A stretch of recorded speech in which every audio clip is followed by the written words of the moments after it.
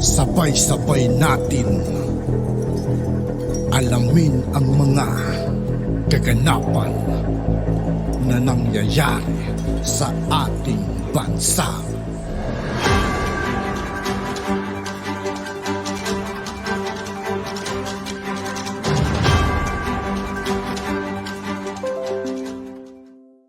Yo, what's up mga kaibigan? This is TOO KAYE po again. Ngayon nandito ulit tayo sa channel ni Pinas News Insider.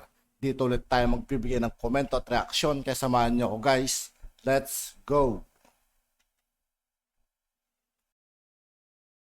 Ito ang balita ngayon.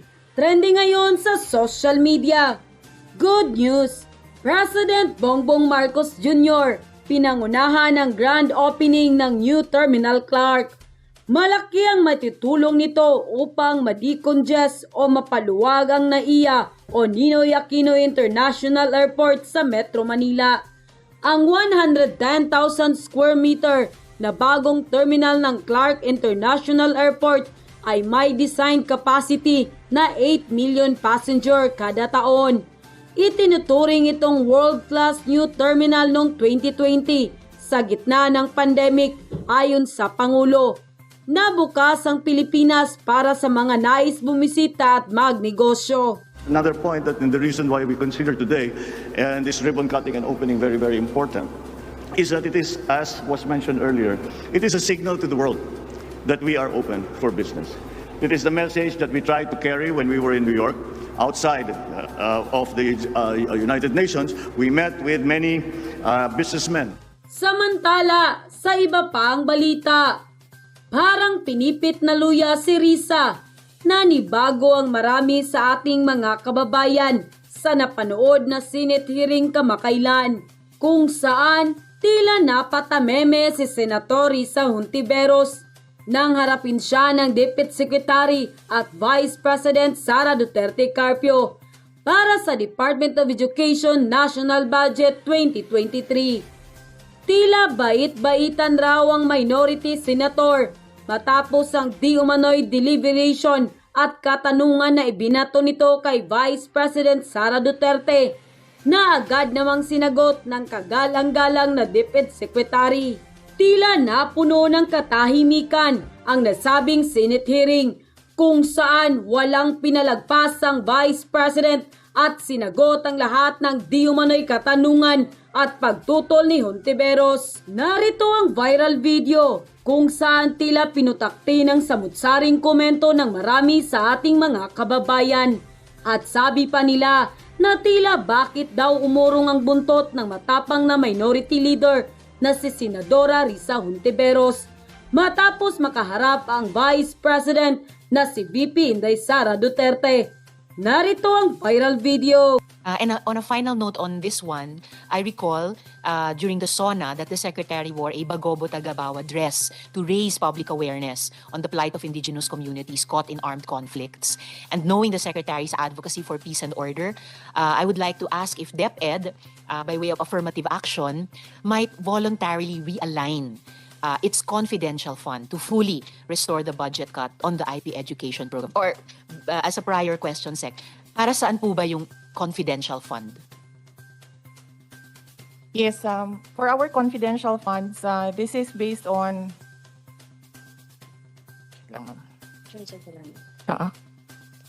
the Joint Circular 2015-01 of the COA, DBM, DILG, Governance Commission, and the Department of National Defense.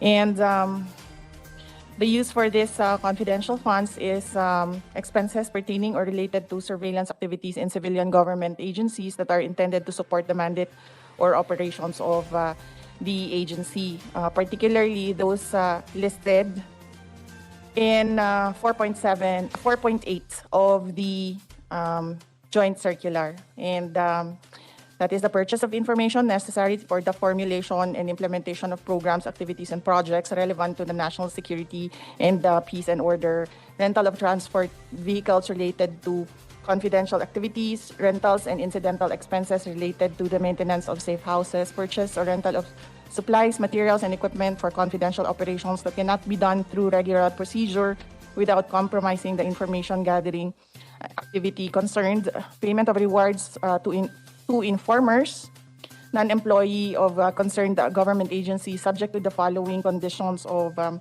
A, B, and C, and uncover, prevent illegal activities that pose a clear and present danger to agency, personnel, property, or other facilities and resources under the agency protection done in coordination with appropriate law enforcement agencies, other than that which may be authorized by the GAA. Some of the issues and challenges that we have encountered in our field operations are the drug involvement of our personnel and our learners. We already have a case where our teacher is selling drugs to our learners, and all forms of abuses. We have physical abuse, we have sexual abuse, and other forms. And then there is also the recruitment in violent extremism and terrorism. We also have schools which are targeted for recruitment of learners in insurgency. We also have cases, and we are working right now on the involvement of our personnel and our learners in child pornography. We are currently working with this with the Department of Justice and other illegal activities that our learners are recruited inside our schools, as well as these scams that are happening online and inside our schools, both of which victimize learners and teachers. These are just examples of cases that we have encountered in field operations.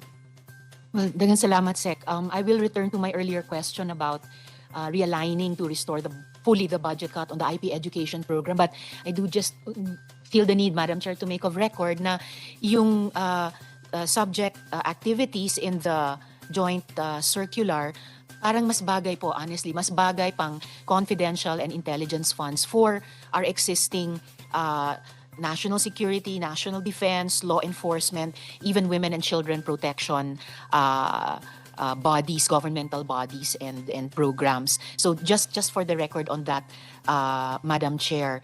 But I'll return also to my question, Sec, kung bilang affirmative action, kung voluntarily po i-realign ng department yung confidential fund para makumpleto ulit yung natanggal na budget cut sa IP education program. With regard to budget cuts, we can, within the Department of Education, we can work out realignments and realignments in our budget so that we can fund activities, and programs, activities, and projects that need funding. With regard to the confidential funds, this is a proposal that we submitted to Congress. And as I said earlier, with regard to the confidential funds of the Office of the Vice President, we submit to the wisdom of Congress with regard to the amounts and the proprietary matter on decision on the confidential funds. But we would like to put it on record that we reassure the Congress and the public that these funds will be used in relation to what is allowed in the joint circular of those agencies mentioned earlier, 2015-01. Thank you. Salamat po, Sec. And I appreciate, Madam Chair, yung reiteration ni Secretary nung na-appreciate din ni Minority Leader kanina, yung unang sinabi nila sa House noon na the Department will submit to the wisdom of Congress dun sa halaga, kung mayroon man, at yung propriety ng pagkakaroon ng confidential and intelligence funds ng department for such activities enumerated in the joint circular. So, if I still have time, Madam Chair, in this round? Okay, salamat, Madam Chair. Balikan ko lang po yung sa ECCD, if the Secretary would care to add dun sa sinagot ni Sir Isip earlier, from the higher and the broader perspective of the department bilang ang ECCD program or ang ECCD Council, attached agency, kung ano yung assessment ni Secretary about the ECCD program and what we can expect from the department to improve the performance of the ECCD councils para ma-fulfill nila yung mandate nila. Right. Yes.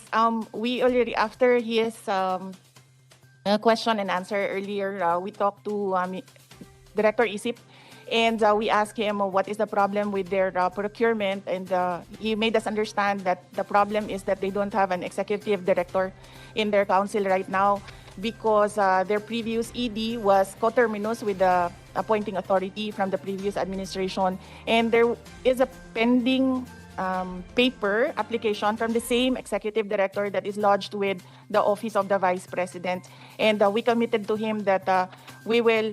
Yusek Densing committed to him that he will look into where the paper is right now, considering that there is also a change in the executive secretary position. Salamat, salamat kaayo, Sec. And as chair of the Senate Committee on Women, Children, Family Relations and Gender Equality, bukas ako makipagtrabaho sa DepEd to strengthen our ECCD governance. As I believe, like all my colleagues, that it's really an investment in the future and critical, pati dun sa lifelong learning strategy na ng ginachampion ng mga department. kaibigan, ano? At yun na nga mga kababayan, ano na? Bukas pa raw siya makipagtrabaho samantalang siya itutol na tutol eh. Grabe, no? Grabe makipagplastikan, ano? At yun nga po mga kaibigan, dito po nagtatapos ang ating reaction video. Muli, ako po si I2K ng Sundalo ng Tunggalo. Maraming salamat sa patuloy na pagsuporta. Yeah, peace out.